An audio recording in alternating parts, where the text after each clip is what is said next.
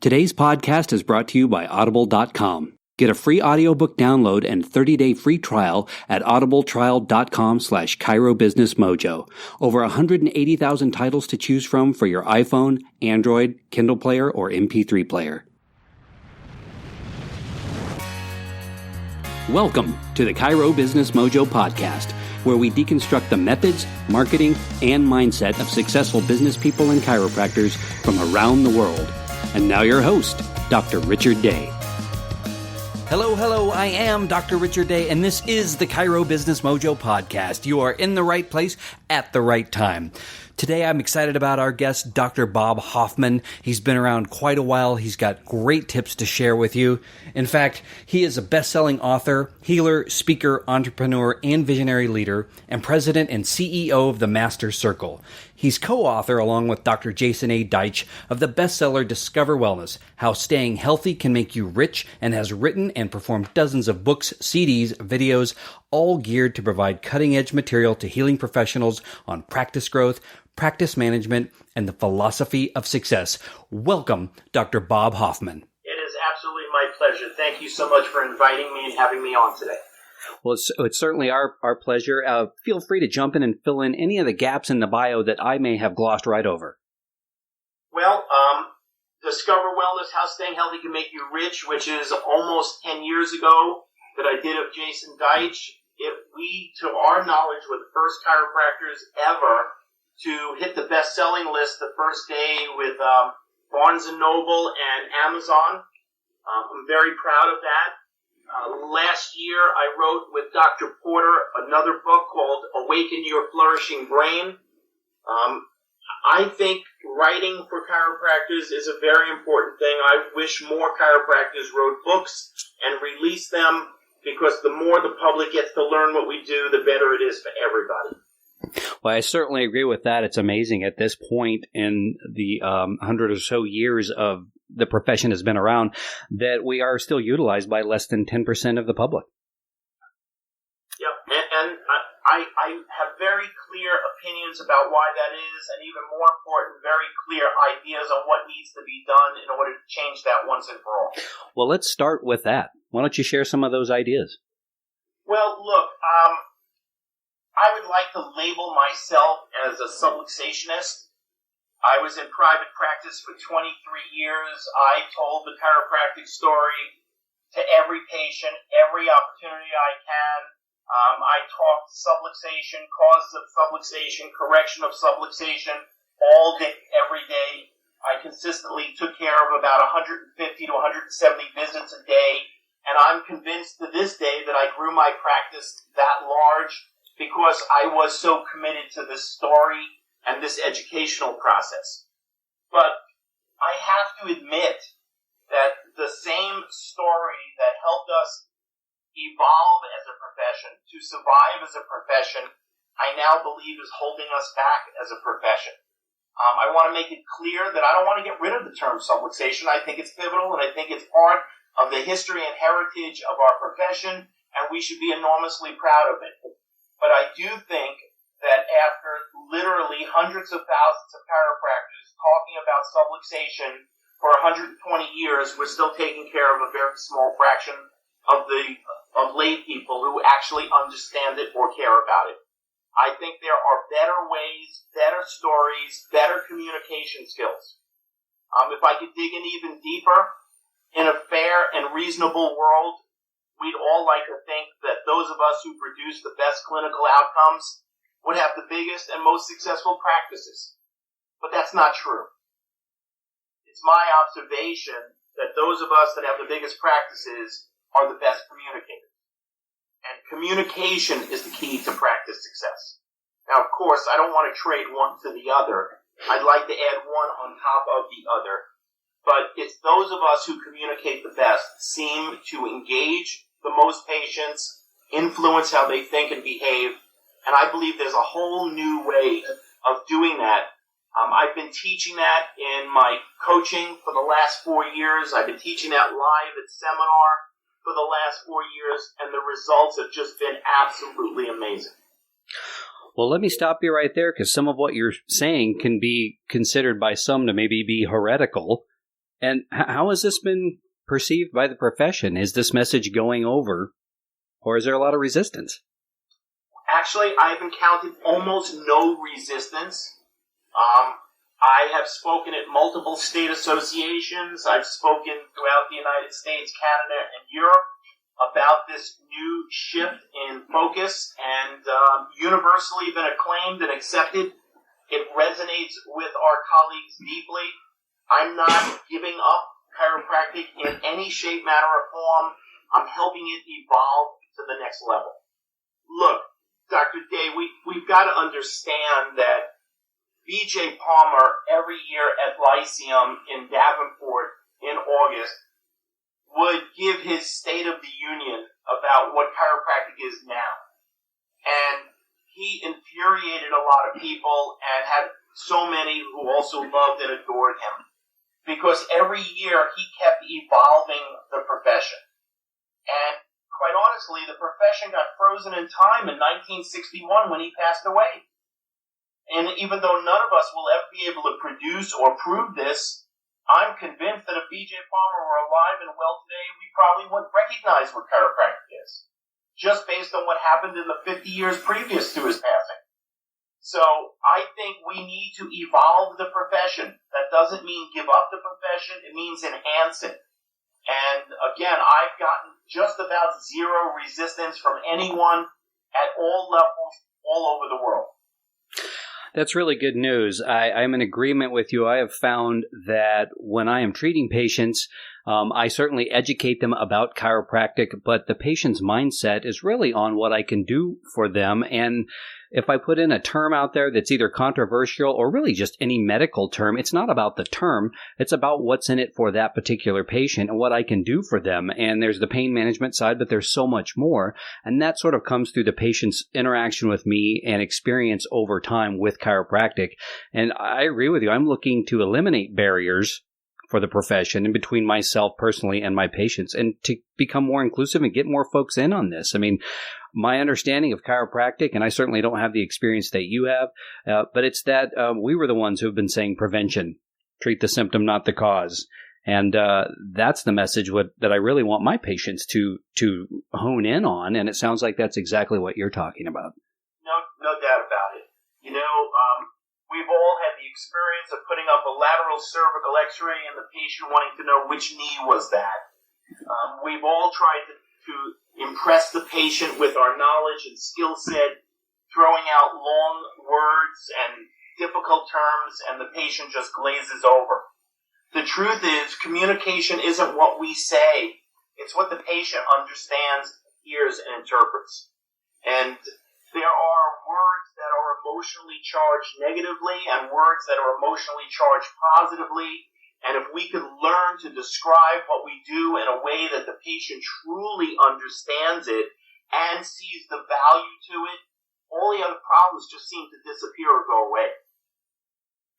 Well, let's shift and talk about the Master Circle. Tell us a little bit about that group. Well, the Master Circle has been around a very long time. It has obviously withstood the test of time. We are a coaching company.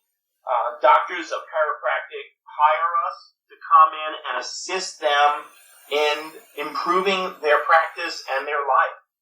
We try our best to customize a coaching curriculum based on their unique needs. Look, today alone, I was on the phone with a doctor who does almost 3,000 visits a month, collects well over $100,000 a month, generates about 80 or 90 new patients a month. But I was also on the phone today with a doctor who sees around 300 visits a month, who gets 6 or 7 new patients a month, and is very happy to get close to $20,000 collected a month. I can't possibly coach these two doctors the same way. So I have to customize my coaching not only based on the personality of the other doctor, but the type of practice they want, their beliefs, their standards, and yet I have to make sure that it produces the results that they want, and I have to do all of that in an ethical and responsible way. So we believe in an identity-based coaching model, that the more we know about the doctor, their strengths, their weaker areas, their beliefs, their values, their standards, the more we could develop a unique coaching program that suits their needs. And we've all heard the expression, the proof is in the pudding. You know, our members historically grow 30-40% a year, year after year, and they stay in the program for a really long time. Our average member's been in the program now about 6 or 7 years. So obviously our system works, and it's highly effective, and it's been around a long time. So I'm extremely proud about that, and I wish more doctors got more effective and professional coaching. I think it would help them tremendously. Well, that leads perfectly into my next question, and that is what separates the more successful practices and docs from the less successful? And I guess let's take the example of the two folks you talked to this morning. I mean, obviously, I don't know, have they been around the same amount of time, but is it the demographics? Is it geography? Is it philosophy? Is it attitude? What is the determining factor in those that are somewhat successful and those that are really blowing it out of the water? The answer to your question is yes. It's all of those, but to different varying degrees.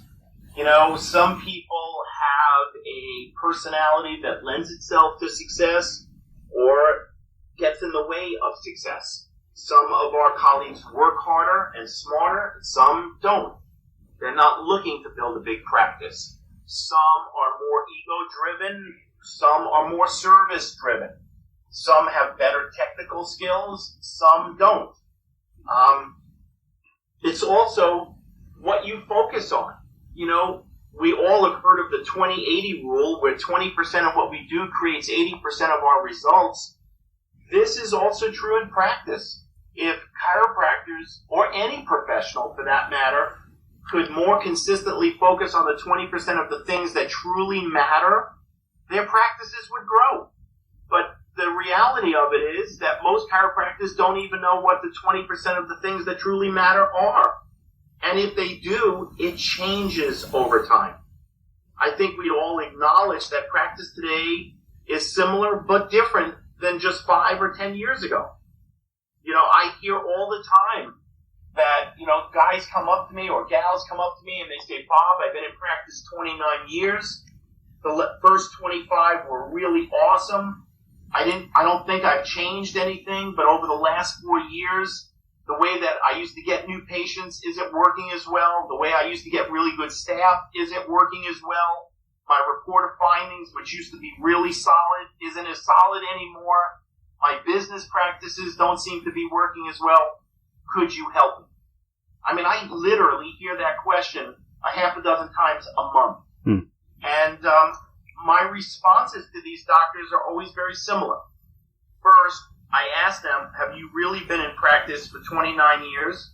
Or have you been in practice 1 year that you've now repeated 29 times? And my second comment is, embedded in your question is the solution.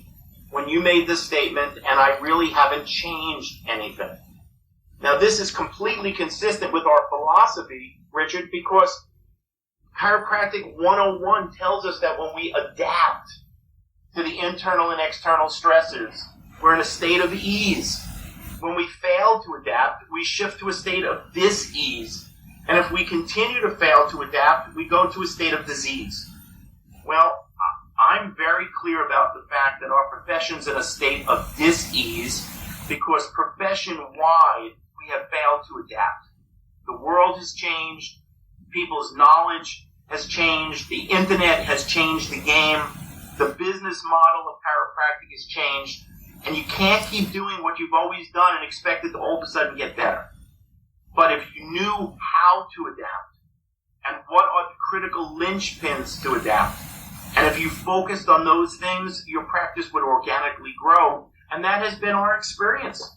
You know, we get kids out of school and 50-year veterans and people with enormous practices and people struggling to pay their bills and people in Canada and people in the Caribbean and people all over the United States and people all over Europe. And the principles work everywhere. You know, I'm reminded as you're talking, there's a show called Kitchen Nightmares, and Chef Gordon Ramsay goes into these restaurants that have been around maybe since the 80s, and they used to be once successful and thriving, and now the business has fallen off, and they're using the same recipes, and they've got awards on the wall, best restaurant in 1984, 87, 88, and the owner is absolutely, he cannot believe that he needs help and that doing things the same way year after year is somehow not right. And if you've ever seen the show, or for anyone who has, the owner has to have a real look in the mirror and take a look at everything, examine those strengths and weaknesses, and then, almost get a makeover. The kitchen is made over and the menu is made over, and suddenly it's thriving again. And I see what you're saying in that analogy, and I certainly see it in practices as well. It's not, I'm fairly new. I've been around since 2009, and we're running a very similar practice to the way we opened, although we have adapted and learned a lot. But I can imagine for the people who have been in practice a long time, they may not even realized how much things have changed. They don't, because we're habitual creatures, we go into the office not thinking and just doing today what we did yesterday. And the truth is, it does work.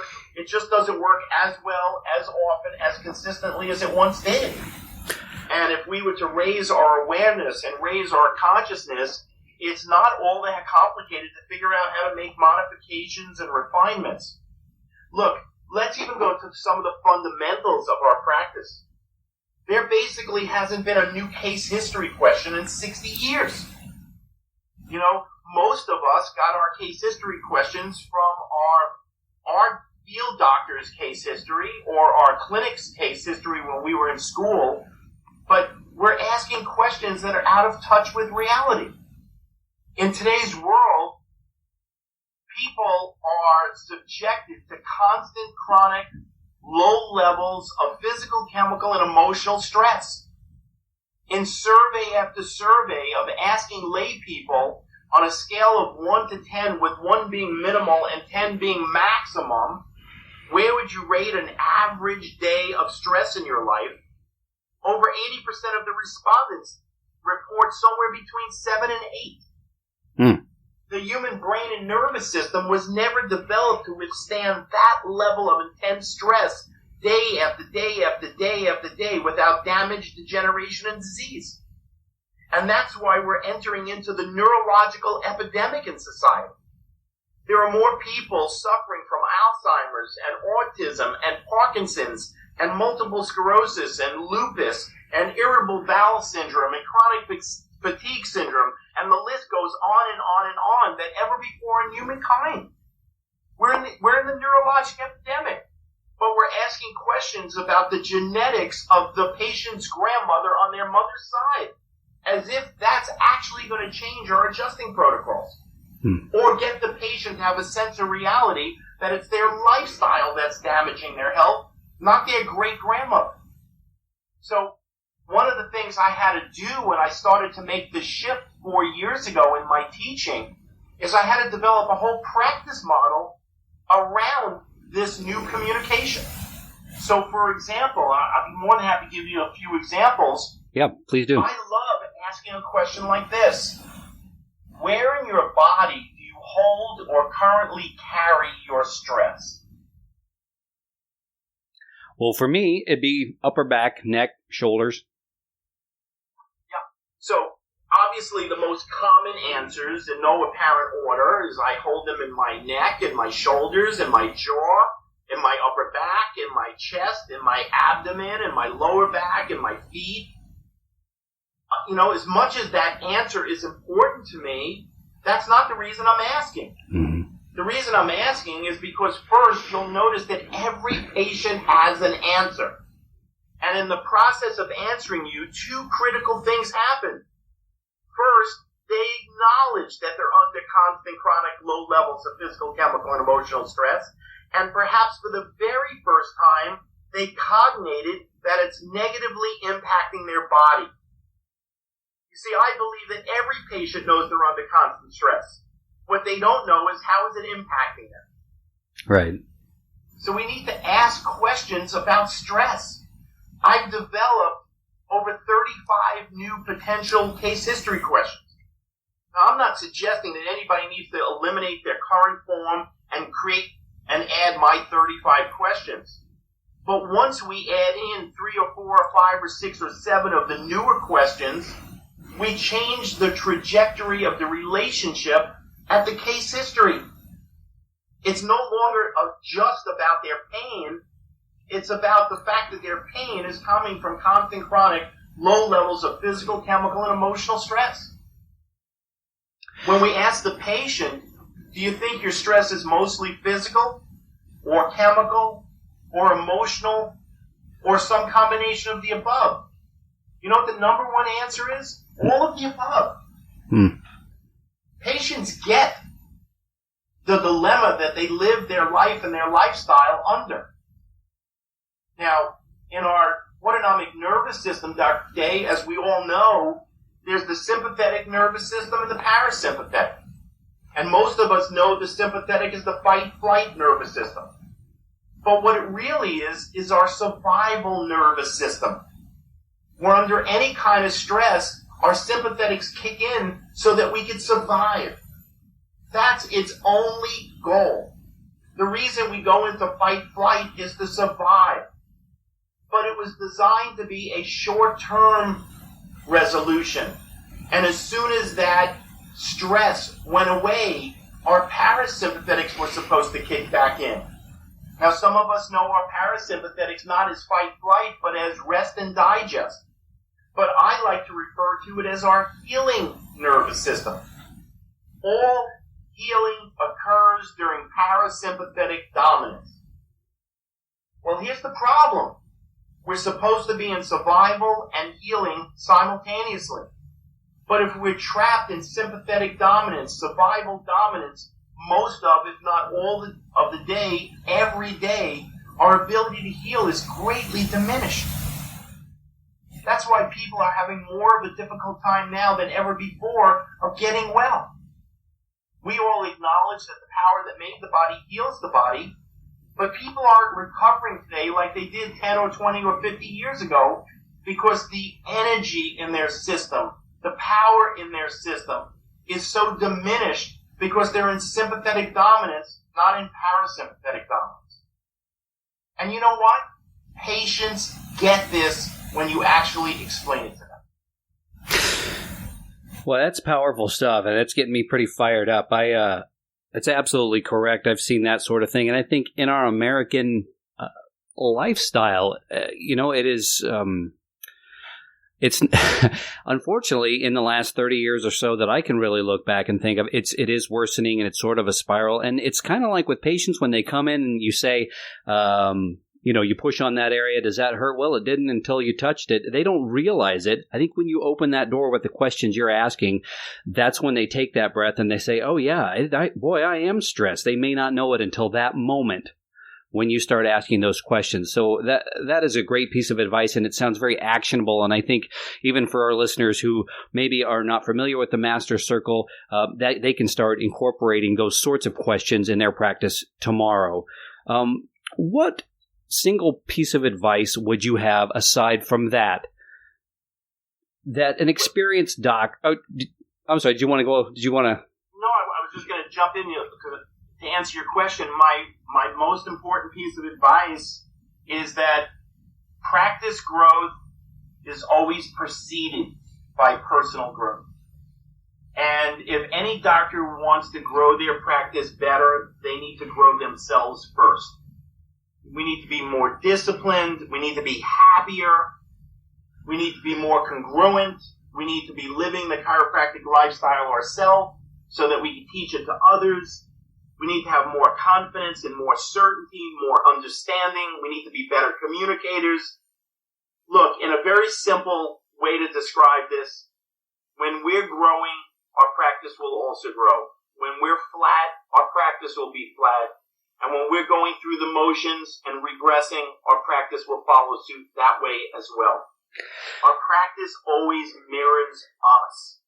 It always has, and it always will. This is such a simple but profound concept that is 100% accurate.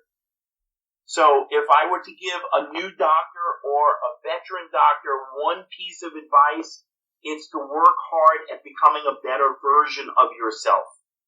And of course, there are specific ways to do that. I rattled off a half a dozen or a dozen ways in the beginning of this answer, but there are endless things that we could be doing. And no different than the 20-80 concept that we talked about a few minutes earlier, there are some ways to improve yourself that are more profound and will have a faster effect on growing your practice than others. Well, I love what you're saying. A lot of times when I talk to people, I do some work with Cleveland College here in Kansas City where I'm located, and students especially want a checklist. If I go down this checklist, then I'm successful, right? Well, there's some definite do's and don'ts and some things you need to do to get started and while you're in practice. But very similar to what you're saying, I tell people you need to be authentic. You need to be the authentic you. You need to figure out who that is. And so much of success isn't about a checklist. If it were, we could all read it and go out there and be successful. It's a lot more the headspace. So I absolutely love the message that you are sharing with us today. And look, if I can go deeper, and I appreciate your comments, if I can go deeper, when a chiropractor calls me who's interviewing me for the possibility of joining the Master Circle, one of the first questions I always ask is, tell me what your ideal practice looks like. And Richard, at least 98 or 99 out of 100 times, the answer I get is, well, I don't really want to work with insurance. I don't really want a big staff. I only want to work 3 or 3.5 days a week. And I have to interrupt at a certain point and go, I didn't ask you what you don't want. I asked you what you do want. And the reason I bring this up, I'm glad you're laughing. It is funny but sad at the same time. The reason I bring it up is because most of our colleagues are not sure what they want. They just know what they don't want. Well, it's very difficult to accomplish when you don't know what it is. You know, it's very hard to hang your ladder against the wall when you don't know what you're climbing towards. And one of my observations after doing this for a very long time is that when you're working really hard and you're not seeing progress, it's inevitable to eventually give up. And giving up in a profession like ours is just treading water. It's just going through the motions. It's just doing what you did yesterday. You know, professionals would call that burnout. But the fact is, you're just not fulfilling your life's work. You're not feeling fulfilled. There's no joy. Now, you mentioned earlier you go to visit some offices. Well, I've been in probably close to 600 practices in my career, and I could tell you with probably a 95% accuracy rate, within 2 minutes I could tell if that practice is growing or not, based on what I call the happiness factor. If the staff is happy, the patients are happy, the doctor is happy, that practice is almost always growing. If there's very clinical atmosphere, the staff hardly looks up at you, the patients are checking their email, the doctor isn't very friendly, I can almost guarantee you that practice at best is stuck and at worst is regressing. Because these things are related. So, again, if a doctor just would take stock of what would my ideal practice look like? If I knew I couldn't fail, what would I really want to accomplish here? You know, how many days and how many hours and what kind of PVA would be ideal and what kind of OVA would be ideal and how many new patients would I really like to attract month after month? Should my staff be really well trained? Should they be happy? Should they, do they realize they're in the people business, the relationship business? And, you know, what are their skills in that area? You know, there are clear-cut factors that go into all of this. So, for example, when a doctor joins the Master Circle and we start going through these things and making these modifications, when we never need to throw the practice out and start all over. But we need to modify how the doctor thinks and what actions they work on and what they focus on and how they train their patients and how they train their staff. It's really kind of miraculous that it could take as little as 30 days. It could take as much as 6 months. It's usually somewhere in between. But that practice starts to rapidly transform itself.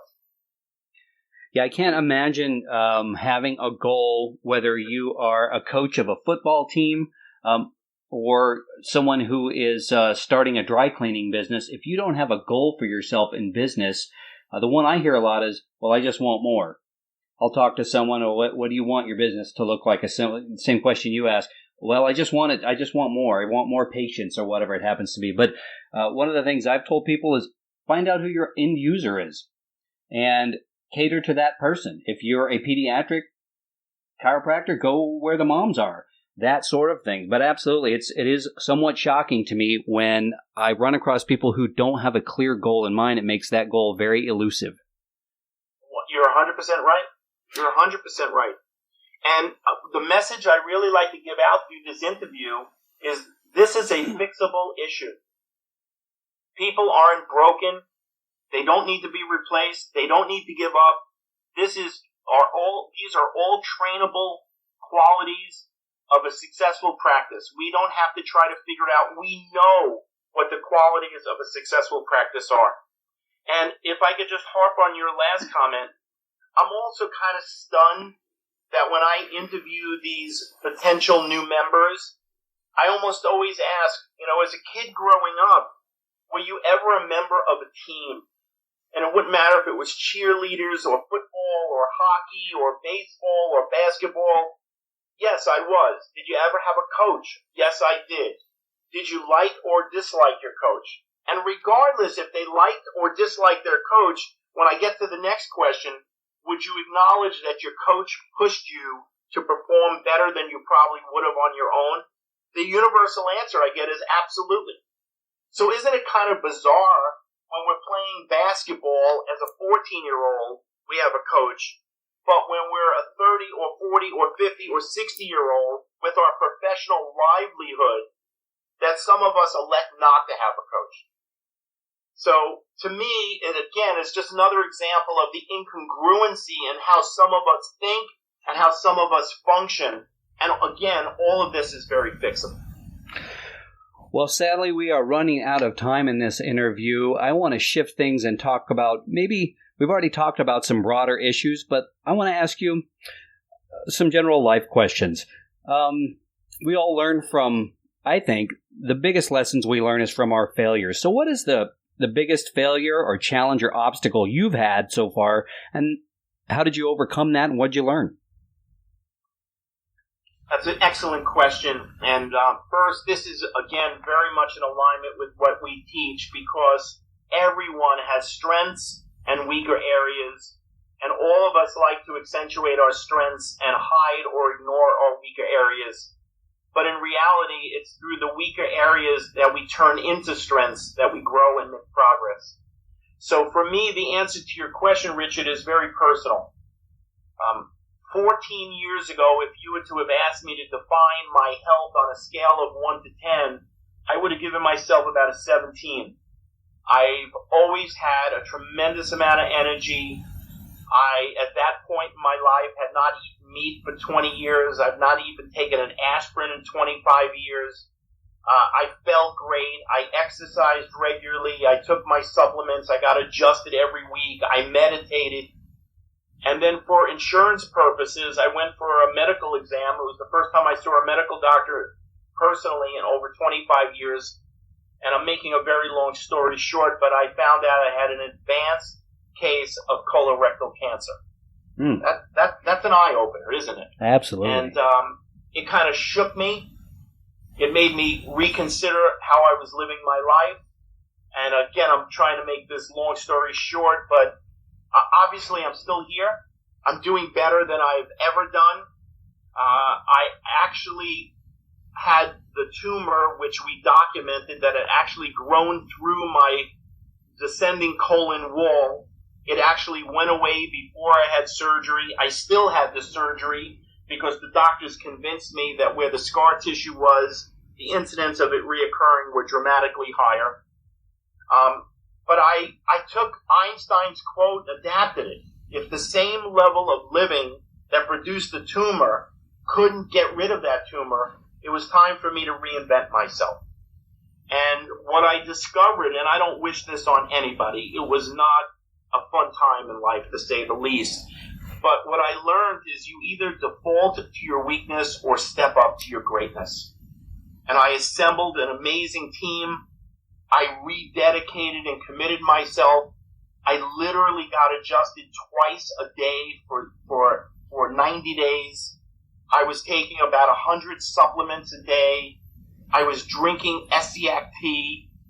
I was meditating every day. I was taking all different types of baths.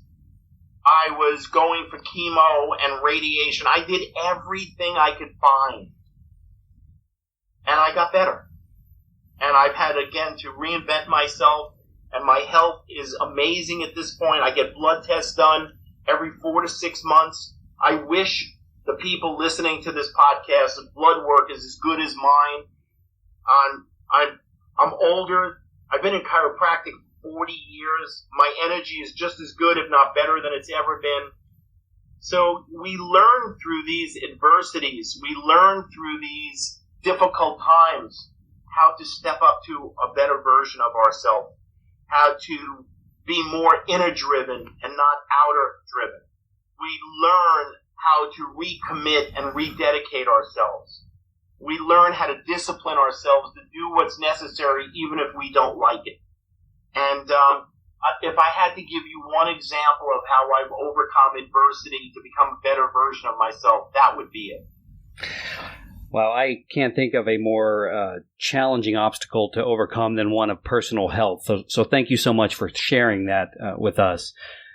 So final thoughts. Do you have a favorite book you recommend? Wow, that's a tough question. I read about 2 books a month. I can't remember the last time I read a book just for fun. There are dozens of my favorite best books. You know, if you want to learn about leadership, I'm a big John Maxwell fan. Loved everything Wayne Dyer wrote. I'm now reading a lot of books relative to brain. In fact, I'm about halfway done with Norman Doidge's new book, The Brain's Way of Healing. Joe Dispenza's work is excellent, really, really excellent. Start with Why by Simon Sinek, which is really a great book to focus you. I love Carol Dweck's book called Mindset, where she teaches us that we either have a fixed or a growth mindset.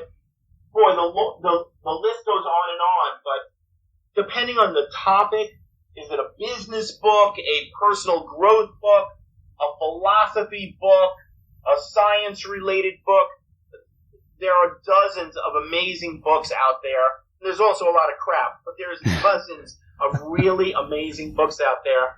And I read an average of about 2 a month every single month.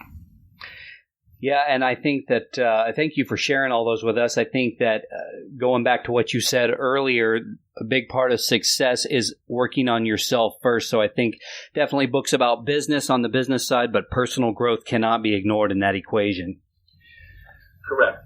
And I have 2 conflicting thoughts about this. First, the more you know, the faster you grow.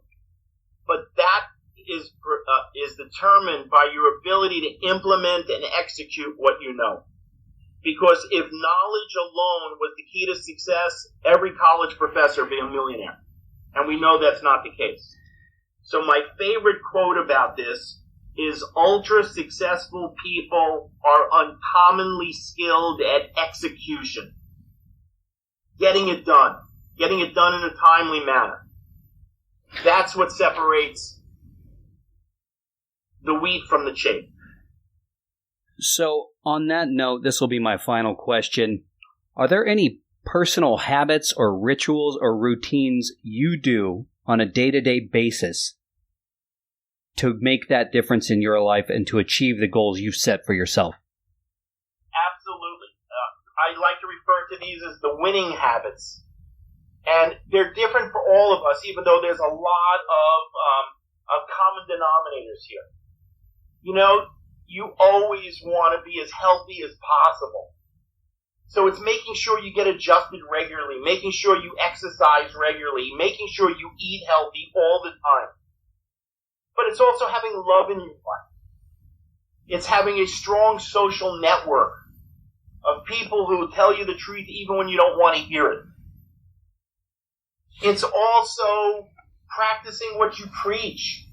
It's feeling the joy and the sense of fulfillment of doing great work, making a difference. It's feeling inspired all the time. So I'm just giving you some very fundamentals to it, but the answer is there are either habits that hold us back, habits that sabotage us, or habits that allow us to excel. If we're just a little bit more conscious about the things we do every day, it becomes pretty easy to figure out which habit is doing what. And, one of my basic philosophies is I'm a minimalist that wants maximum results. I want to do as little as I need to produce the results I want and then some. So, again, if we just pay attention, we figure out which of the things that we do enhance us, raise our vibration, makes us happier, produces the results we're looking for, and which ones aren't. And if we could just do more of the good ones and less of the less good ones, the better off we'd all be. Dr. Hoffman, I want to thank you for spending your time with us today. I sincerely appreciate you being here and all of the nuggets of wisdom you have shared with our listeners. I know they're going to appreciate just like I have. Now, when is the next Master Circle event? Where is it? And what's the best way for people to find out more about you and the Master Circle? Well, thank you for asking. A couple of things. First, we have our annual conference September 22nd to 24th in Orlando, Florida. You can learn more about it by going to www.superconference2016.net. We have about a dozen amazing world-class speakers, literally from around the world. The energy is sky high. The networking opportunity is off the charts. I can guarantee people, if they were to register and attend, it will be a life and practice-changing experience for them. People could also email me personally at bob@themasterscircle.net. You could call our office at 800-451-4514. If people would like to know more about coaching with us and our unique blend of coaching, customized coaching to really turn your practice around, where we either could fix, revitalize, or transform your practice, just email me at bob@themastercircle.net. We will set up a free, no-obligation 30-minute practice evaluation with you. And I guarantee I will tell you things before you tell me about your practice that will make your jaw drop and show you exactly how you can grow your practice as big as you choose to. By the way, the practice that I have been coaching for 5 or 6 years that is the biggest is the doctor sees about 11,000 visits a month, over 200 new patients a month. I mean, that is possible. It's not what we all want. We're not all willing to commit to doing what it takes to accomplish that, but that is possible. It's possible in today's world, in today's environment, if you just know what to focus on. So I'd love doctors to come to our super conference in Orlando, September 22 to 24. I'd love you to call me or email me directly. If you'd like a practice evaluation, please let me know. It'd be my pleasure. Mojo Nation, all of this information will be in the show notes on the website. So be sure to check down there for that. Again, Dr. Hoffman, thank you so much for your time today. It's been wonderful. I've written down a lot to take myself and apply in my practice. Thank you once again for being here. Thank you. Thank you again for inviting me, and thank you for doing such a great service for our profession.